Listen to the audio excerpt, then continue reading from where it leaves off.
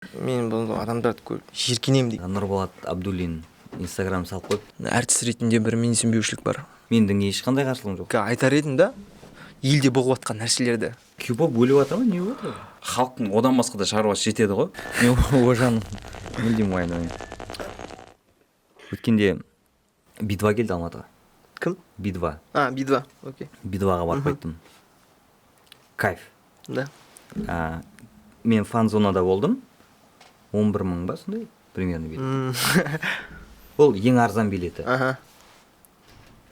Бірақ анау деген жанның рахаты. YouTube-тан көріп алған шоу ғой, Горизонт событий деген тур. Осы 2017-тен бері сол турмен жүр ғой. Сонымен келді. Души демалып қайттым. Светпен қалай жұмыс істейді, LED-пен қалай вообще ән айтадан жерде.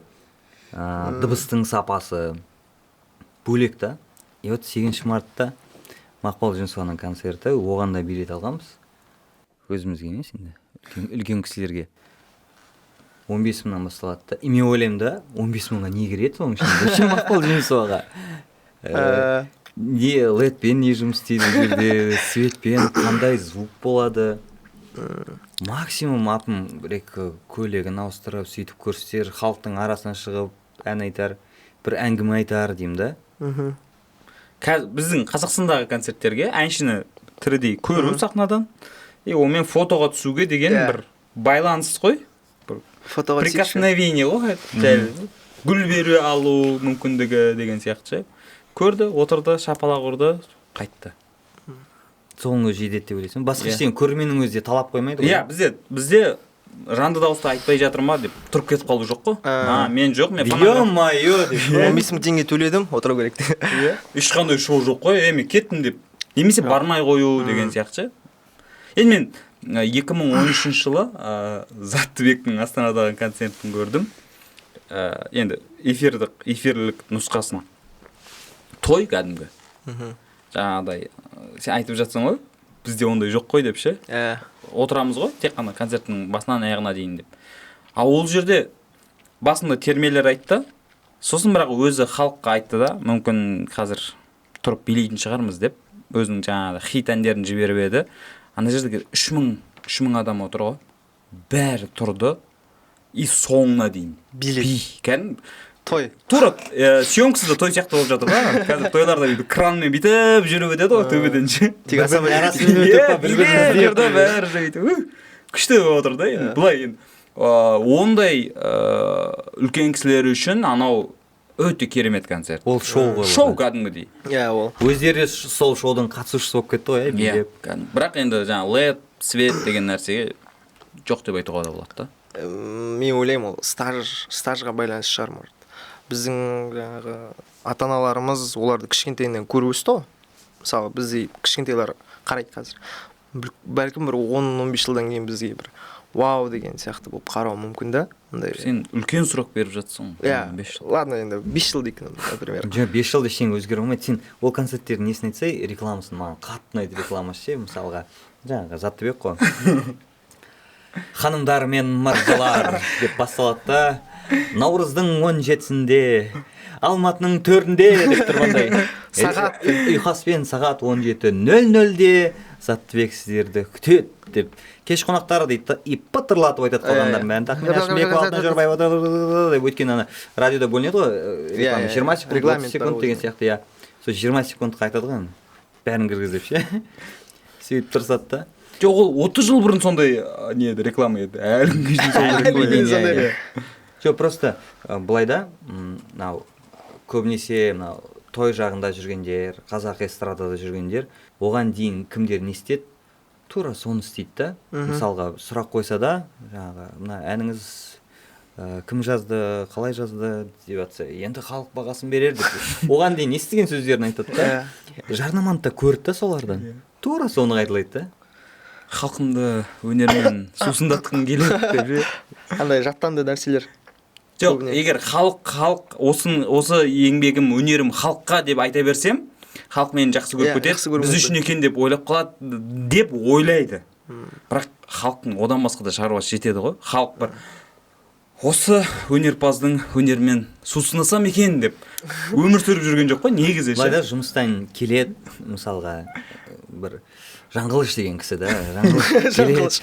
келеді да кәдімгі шаршайды әйеліне айтады Гүлшат шай қойшы деп тамақ ішесің ба жоқ дейді да тамақ керек емес маған мен бір өнермен сусындағым келді жаңада шығып жатқан әнші бар ма қосшы деп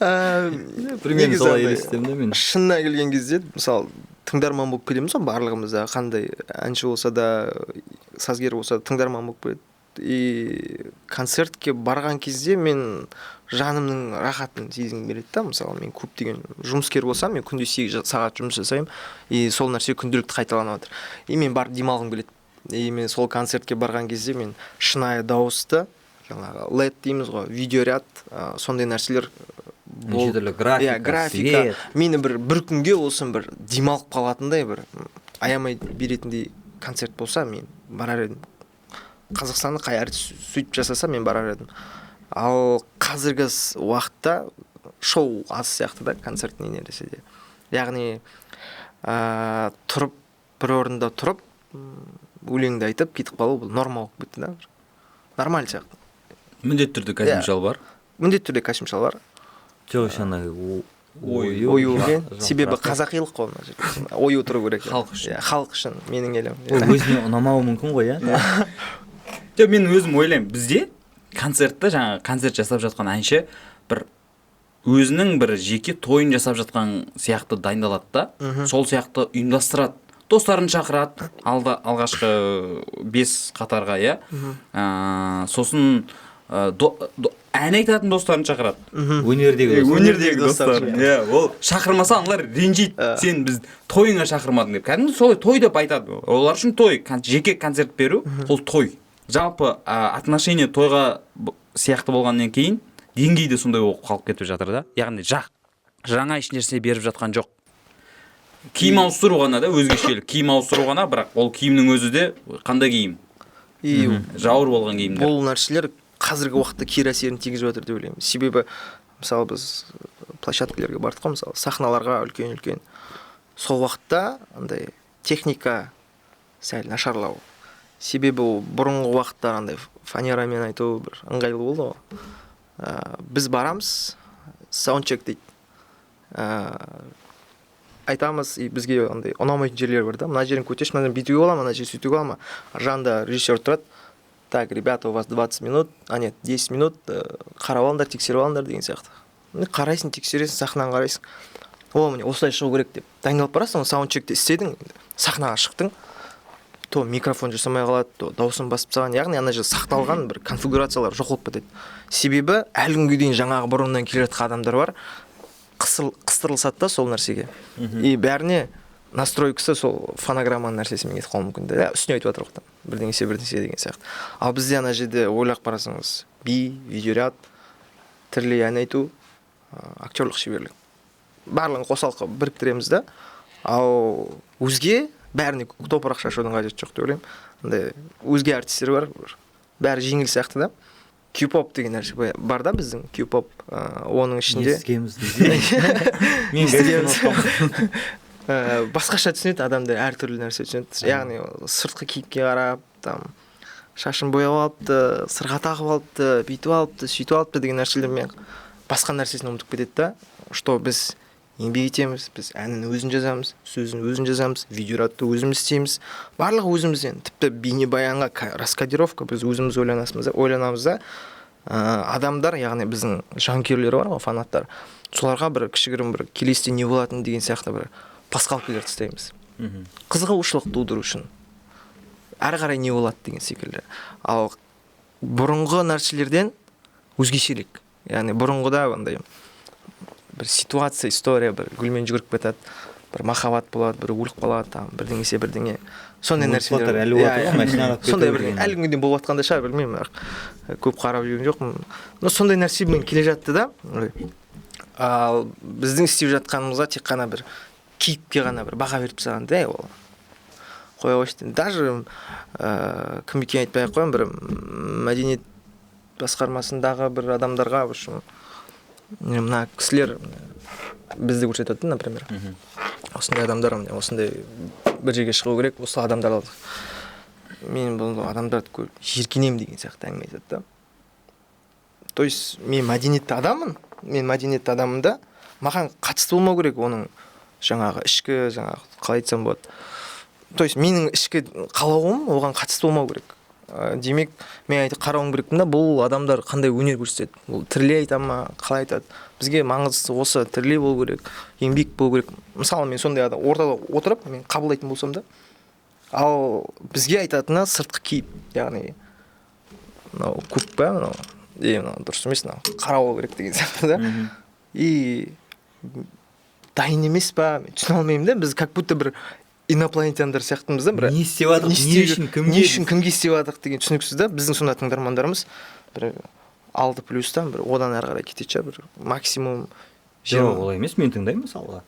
Иә, сен тыңдарсың. Жаңағыда фонограммамен істеп үйреніп қалғандар үшін сендер, конечно, инопланетян сияқтысыңдар. Ананы істеу керек, живой айту керек, LED болу керек, ол жақта бір графика болу керек, ән, би деп кәдімгідей жақтырмай тұрады. И бірақ сол жаңа фонограмма толқыны дейікші, фонограмма толқынындағылар сол айналысып жүрген істерін өте бір қиын қылып жеткізеді ғой. Өнер жолы ауыр жол, қиын жол. Андай қалып айтады да, ойнап жүрген жоқпыз деп ше. Бәрі андай бір діндар адамдар сияқты да еще. Біреулер айтады да, Құдайдың қалауымен бұйырса, бірақ на самом деле ол өмірді не істеп жатқанын білмейміз ғой. Сондай кейіп қалыптастырады. Жоқ, бізде дінді тығу, халықты тығу кәдімгі әңгіменің арасына ше. Как будто одан басқа ештеңе жоқ сияқты. Райдер бойынша ма? Айтылу керек та. Шынайы емес қой. Сен кеше клубта жүрдің ғой. Иә, кеше БХО-да билеп жүргенсің деп. Шынайы болса мейлі. Менің ешқандай қарсылығым жоқ. Просто шынайы емес қой. Просто сөйтіп көрсетуге тырысады да. Жасандылық осы бастан не керегі бар деймін де сендерге. Сосын ана ауыр күрсіну бар, сұхбат беріп жатқан кезде. Ол енді деп бастайды да. Бір жіберу керек ше. Жер қазып жүрген адам сияқты. Өткенде жаңағы Нұрболат Абдуллин Инстаграм салып қойыпты, типа бізге қазір оңай емес дегендей. Оның алдында бірден, по-моему, Сәкен Майғазиев болу керек, өнер адамдарын бір бал жеп жүр дейсіңдер ма деп. Сөйтіп енді көбісі мен ойландым, неге сол біздің әншілер өздерінің өмірлерін солай қиын етіп көрсеткісі келеді. Бірақ қиын ол жерде ештеңе жоқ қой. Мысалға, олай қарап тұрсаң, ән айтудан қиналсаң, басқа мамандыққа бару да, көстем. Билей алмайсың ба? Билемей жүргендер қанша. Проблема емес. Просто қарапайым халық, олар көреді қай жерде демалып жүрген, ерке Дубайда жүрген. Қызығушылықтан. Иә. И халық ондай нәтижеге жетпеген да, ондай табыс жоқ та, содан кейін и жаман нәрселер жаза бастайды. Қызғаныш та. Сосын бұлар тұрады да, суретке түсетін болсын, мен енді көп жаңағы әншілермен немен араласқан кезде ана столдан ананы алып тастай салыңдаршы, максимально бедный қалады да, стол жерде ше. Қымбат бірдеңелер, арақ бірдеңе тұр ма, алып тастаймыз кәдімгі суретке түсетін. Сөйтіп шақыртқызады да. Сол артфонда не тұр, бәрі. Жақындармен бір кездесуден деп салып қосады да, қайттан шығарады бәрін да, столдың үстіне.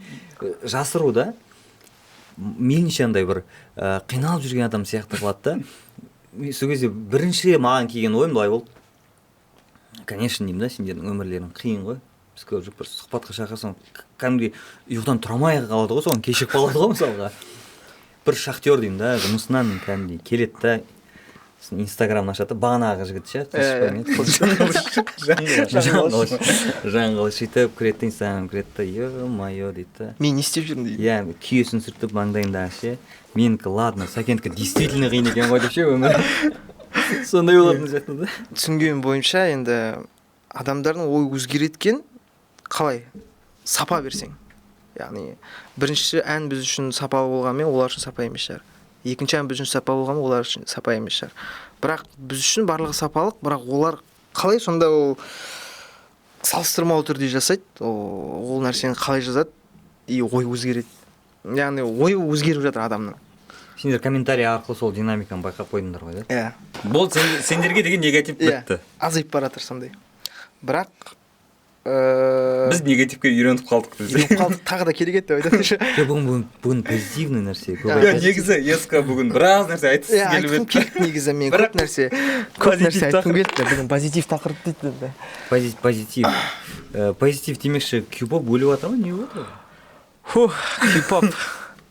Q-pop жайлы қазір Q-pop коммерциялық тұрғыда енді ақсаңқырап жатыр иә ол не басынан солай ғой қазір вообще қиналып жатыр да не болып жатыр Q-pop деген біріншіден не деген сұрақта адамдар көбі түсінбейді андай шаш бояумен тек қана киіп қана иә сол көбісі сыртқы киіп те адам ойлайды там шашын бояп шықсам бұл Q-pop деп на самом деле шынына келгенде Q-pop бұл әрбір әртіс өзін Q-popпын деп айтуға болады себебі бұл қазақ поп қой қазақ поп индустрия біз бөліп жатырық та тек қана шаш бояғандар мен сырғасы барларды Q-pop деп бөліп жатыр Негізі сырттан қараған адамға жаңағы 91 мен сендерді былай алып қояйықшы одан кейінгі шығып жатқан топтар сонысымен ғана ерекшеленіп жатыр деуге болады да жаңағыдай шашы сырғасы бар түрлі түсті шаш билейді интертейменттер бар еще иә фандомдары бар негізі фандом отдельный әңгіме сендердің фандомдарың аты қандай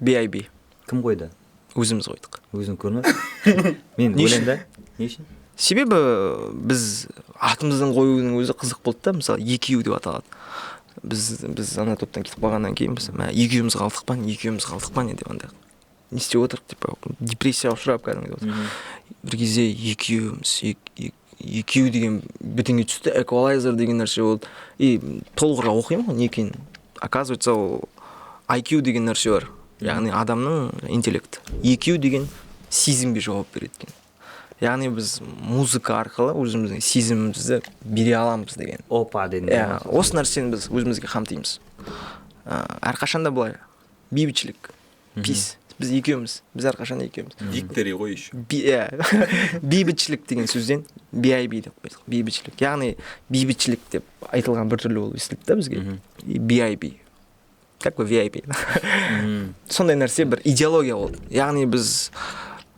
бір нақты бір түсінікпен қойдық Q-pop ол ішінде идеологиясы бар тек қана шаш пен сырға емес яғни идеологиясын көріп тұрсыздар ну бас жағына шықтыңдар ғой енді ол жақында шығып жатқандардың өзі олар да тура жаңағы той әншілері сияқты оған дейінгілер не істеді соны қайталап жатыр да олар да бірден топ құрады сосын ол топ ертең біреуге керек бола ма болмай ма ән жаза ма жазбай ма белгісіз бірден фандомның атын іздейді короче жоқ андай нәрсе өлең шықпай жатып фандом пайда болады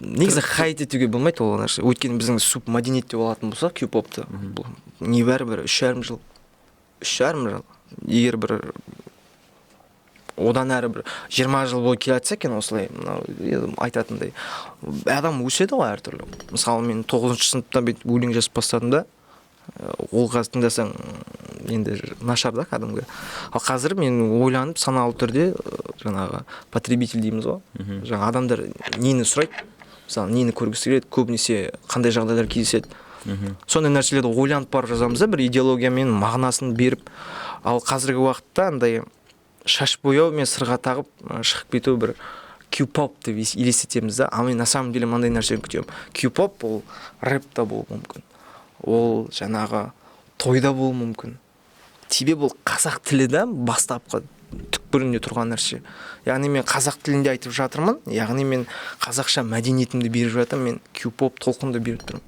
мен күтемін когда бір рэпер шығады мен Q-pop деп себебі ол қазақ тілде айтып жатыр ғой бір белгілі бір идеологиясын беріп жатыр белгілі бір түсінігін беріп жатыр фандом деген нәрсе бар сосын фандом ол үлкен қару болып есептеледі да шынына келген кезде сені жақтайтын да даттайтын да сенің фандомың біздің фандом бейбітшілікке құрастырылған яғни біз көптеген нәрселерді көрдік та біз бейбітшілікті қалаймыз фандом қалай қойылса солай болады тағы не айтуға ойым шатасып жатыр қазір фандом бірдеңе шеше ма мысалға сендер оларға қандай бір мүмкіндік бересіз допустим бір ән шығарыңдар болмаса альбом әннің атын қою оларға альбомның атын қою деген сияқты бірдеңе бар ма или просто мы крутые поддерживайте нас деген жоқ біз мысалы логотип жасап бердік өзіміздің фандомға яғни өзінің не жоқ қандай нәрсе болып кетті мақтанатын нәрсе емес енді жақында бізде логотип квартира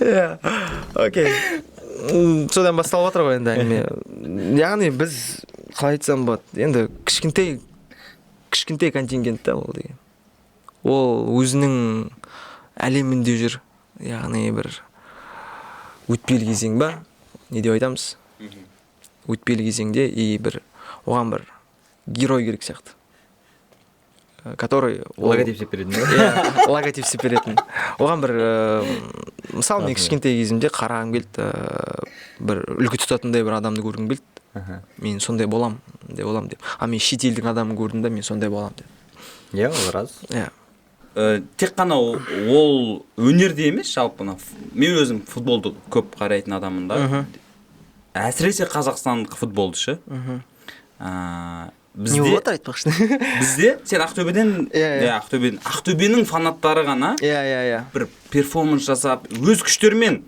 оған клуб көмектеспейді клуб логотип жасап бермейді біз сияқты ма фанатский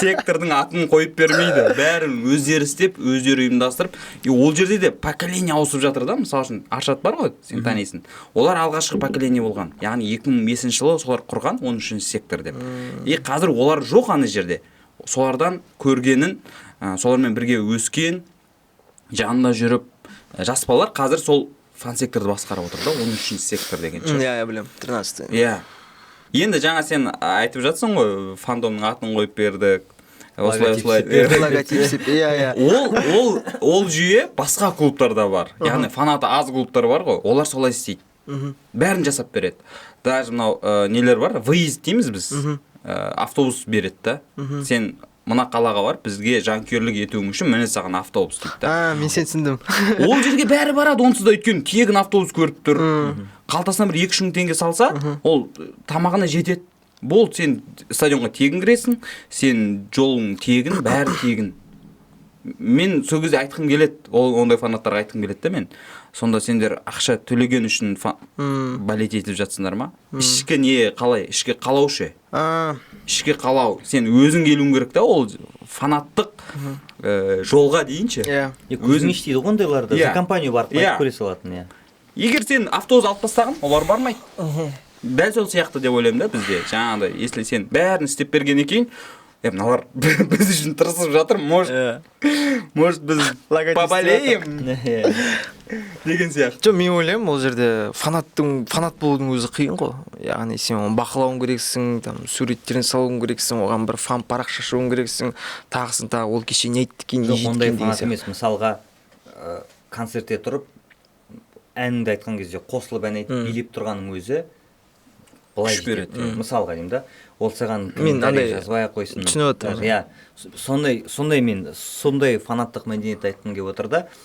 келе сап просто былай отыра бергеннен гөрі ше типа бірақ мына жерде сен жасап берген логотип тұр ноу Виктор иә сосын арасында өйстіп қояды осы ма деген сияқты анау әнші бірге белгі берген кезде фанаттар орташа есеппен алғанда бір 15 жастағы 14 жастағы фанаттар бар яғни оның бұл жерде бір ата-ананың да бір көмегі керек сияқты себебі мысалы ата-ана сіз жаңа айтып отырсыз да Мақпал Жүнісованың несіне барып жаңағы бір ләззат алатын шығар мысалы иә демалғысы келеді и жас балаларды сондай да көріп өзінің кумирі ретінде қарайды ғой көріп ләззат алып бір шабыт алғысы келеді сол нәрселерге бір көмек берсе деген сияқты яғни баласына деген бір поддержка дейміз ғой сондай берсе яғни бұл жерде андай қымбат бір концерттер болып жатқан жоқ андай қымбатшылдыққа біз ұрынып жатқан жоқпыз әрі кетсе бір 1000 теңгеден басталатын шығар 1000 теңгеден басталатын шығар даже соның өзіне ата-аналар рұқсат етпейді ақша бермей ма концертке иә сондай көресің көптеген пабликтерде бізде баланы ондай қолдау жағынан иә жүрдіміз ғой енді бала ғой там сабағыңды оқы деген сияқты ал біз оның не қалайтынын білмейсің да и біз балалар негізі ата-анасынан жасырынып өседі ғой анау қызығушылықтар бәрі білмейді да, көбісі көрмейді. Сендердің концерттеріңе теңге бермейді. Сол нәрселер біздің жаңағы творчествомызға да әсер етеді. Біз қалаймыз да, мысалы үлкен стадион жалға алып, бірақ ол жердің арендасының өзі нереально да.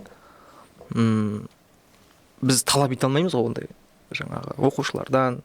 Біз мындай бағада. Театр сияқты қылмайсыңдар ма? Театр деген мұғалімдерге, жаңағы колледждерге қинап сатады. Шы жоқ, ол біз тәуелсіз елде өмір сүріп жатырық қой. Оны айтуға болмайды деп айтады. Қалжың әрине. Мен ойлаймын, алдағы уақытта бір жақсы дамып кетеді деген ой.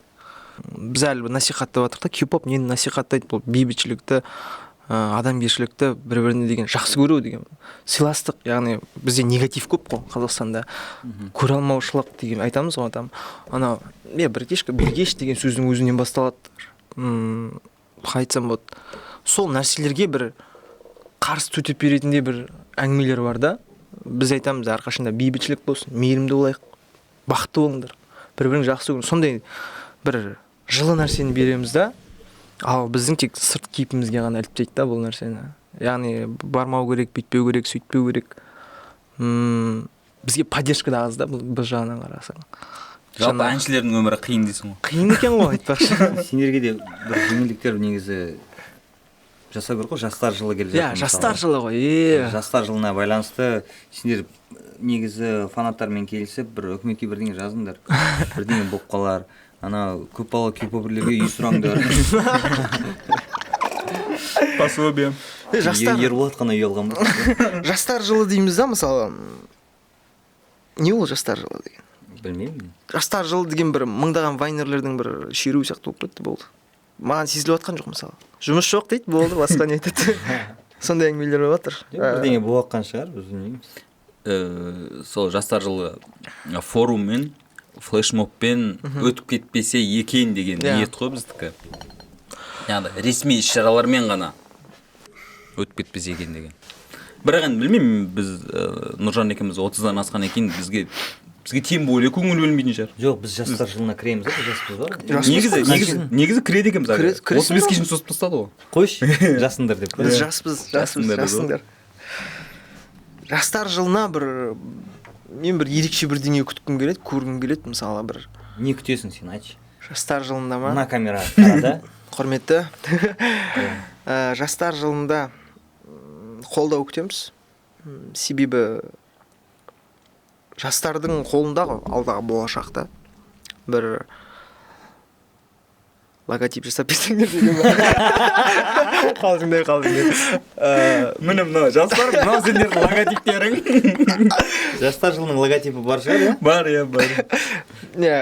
Айтқым келмейді негізі, мынандай нәрсе күтемін, бүйтемін, сөйтемін деп. Просто бізге көрсетсек екен, жастарға сендерге мындай нәрсе болып жатыр. Келіңдерші, істейік мынандай нәрсе. Мына нәрсені істесеңдер, сендерге мынандай нәрсе болады деп. Болады екен деп. Мынандай жасайықшы, мынандай істейікші. Даже бір не жоқ мындай бір қалай айтсам, жоспарда жоқ сияқты меніңше. Мынандай ертең мынандай болу керек. Біздің өзіміздің ойымыздағы жастар. Ол бағдарламаны қорғайтын кезде бір белгілі бір жоспар болады. 100% болады, иә. Просто ол жоспармен жастардың арасы алшақ та. Біз білмейміз да ол не жоспар екенін. Жастардың тілінде сөйлемейді ғой. Содан кейін бізге түсініксіз болып естіледі. Бізге деп кәдімгі қалай айттым? 30-дан асқан адам. Жоқ, менің ойымша, жастар бір-бірін қолдау керек сияқты да. Ақыры жаңағыдай жоғары жақпен түсініспей жатырмыз ба? Бар ғой жаңа бізде қанша? 14 жас пен 35 жасардың аралығы қылып қойды ғой. 20 жыл? Иә, интервал. Сөзіңді бөліп жіберейін. Жастар жылы деп Google-ға жазсам, маған не шығарып тұр білесіңдер ме? Логотип пен эмблема дейді. Ешкім жастар жылы біз бағдарлама деп жазбаған ғой. Не бағдарламасы бар бұның? Просто логотип тұрды. Логотип пен эмблема деп қойған да. Жоқ, менің айтқым келген сол жаңағыда. Жастар енді бір-біріне былайша айтқанда опора дейміз ба? Бір-біріне сүйене алатындай болу керек қой. Сеніп ше, мен болмасам мынау мені қолдап жібереді, анау бар, мынау бар деген сияқты. Жаңағы сендерде кью-поперлер бір-бірін біздің сферада біз бір-бірімізді әр уақыт қолдаймыз. Біз осы жастар жылының аясында шақырып отырмыз ғой сені. Сол бағдарламаның аясында келіп отырсың. Қолдау мақсатында. Рахмет сіздерге, құрметті. Түсініп сол. Жастар жылы. Түсінікті екен жастар жылы. Көреміз. 3-ші ай кетіп жатыр. 9 ай бар алда. 9 айда бір бағыт болады. Жоқ. Шыққан ғой. 9 айда. Біз әйтеуір жастар жылына біз дайындап отырық. Өзіміз дайындап отырық. Не дайындаватсыңдар? Біз Q-Fest дайындап отырық. Алда Q-Pop индустриясында Q-Fest болады. Ол алдыңғы жылы өтті. Яғни жастарға керек бір өздерінің тыңдап жүрген артистерін көргісі келеді сахнада, олармен бірге бір толқында болғысы келеді. Сол жаңағы сен рахаттандым дедің ғой, жаңағы би-дуаға барып, соларды рахаттандырамыз, қанағаттандырамыз. Яғни үлкен шоу жасағымыз келеді. Біз кірісіп кеттік, уақыт тығыз болып жатыр, жасап жатырмыз. Q-Fest алда уақытта болады, жастар жылына, соны дайындап отырмыз. Жастарды жаңағыдай ғой, енді банальный нәрселер ғой негізі, жаман жолға түсіп кетпеу, бос нәрсемен айналысып кетпеу. Бірақ тек қана ол жаңағыдай өнерге бару, әнші болу, танымал болу деген нәрсемен шектеліп қалмау керек та. Олар қазір соны ғана көріп жатыр да, өсіп жатқандар. Көріп жатқан солар ғана. Танымал вайнер, әнші. Өйткені олар, жас балалар. Біз олар сияқты ойланбаймыз ғой. Олар сияқты ойланып қарашы, мысалға. Сен телевизорден көресің, телефоннан көресің, кімді көресің? Әншілерді көресің, вайнерлерді көресің, актер, актрисаларды көресің. Тек танымал адамдарды көресің. Режиссерлар. Осылар жақсы өмір сүріп жатыр, осындай болу керек шығармын дейді да. Бұрындар мысалға ақындардың бумы болды ғой, сол кезде көбісі ақын болып кеткен ғой. Қолдан келетіні бар, келмейтіні бар, өлең жазып, жатақханада жазып, аға, быға деп жаза берген ғой, жатып алып ше мысалға. Мына Google'да, Facebook'те, Twitter'де істеп жүрген жаңағы бізде қазақтарды мақтанған жақсы көреміз ғой. Сол жерде бір қазақ істеп жатыр екен деп ше. Бірақ сондай жастарды насихаттау жоқ та. И естественно көрмейді оны. Ешкім білмейді. Оны біреу байқап қалады да, сосын бір мақтанғанға жақсы да ол. Ана жақта істеп жатыр. Естіңдер ме ананы? И болды. Сонымен әңгіме бітті. Дальше өмір сүре береміз. Дальше өзіміздің әншілерге ораламыз. Өнермен сусындаймыз. Өнермен сусындаймыз. Өнер жолына қалай келгені туралы өмірде болған қызықты оқиғаларын сұраймыз. Бір сөзбен айтқанда Q-Popқа қолдау жетпейді. Қолдау кәдімгідей жетпейді. Даже біз сахнаға шығар алдында да бізде бір әртіс ретінде бір менсінбеушілік бар. Кейпімізге қатысты бір әңгімелер айтылады. Ішін зерттеген жоқпыз. Мысалы, кітаптың сыртындай да іші қандай екенін білмей айтады да. Қатысты болмау керек қой, оның өзінің жеке пікірі, яғни мынау мындай болу керек, мынау мындай болмау керек деген сияқты. Қабылдай алмайды. Сондай нәрсе бар. Атын айтшы. Айтпаймын. Көрген жоқпын, бірақ тану мүмкін, ол Астанада тұрды, иә. Көрген жоқпын, бірақ өсекке қосылам дейтін әңгіме бар ғой. То есть көрген жоқ. Біреулер айтып жатыр. Всё, солай ма? Хорошо. Мен де қосылам оған. Жаман олар. Яғни өзіндік ойы сәл ақсаңдау жатыр деп ойлаймын. Жалпы бізде өзіндік ойды, өз ойын жеткізу, айту деген қиындау. Ол өте қауіпті іс. Мысалы, мен айтар едім да, елде болып жатқан нәрселерді қазір ашық айтып салар едім. Бірақ деген әңгіме бар да. То есть түсініп отырсыздар ғой, в общем, қалай айтсам болады. Әркімнің өзіндік позициясы болғанымен бір рамкілер дейміз да, бәрібір бір рамкілер дейміз. Тәуелдіміз өзіміздің арамызда. Солай өмір сүріп жүре беріңдер, онда сәлем айтпармын. Хабарласамыз деген ба? Мен туалетке барғым келіп. Білесің ғой, бізде қазір пайымдау деген Instagram аккаунт ашылды. Қош? Иә. Менде Instagram жоқ. Жазылып қойсаңдар болады.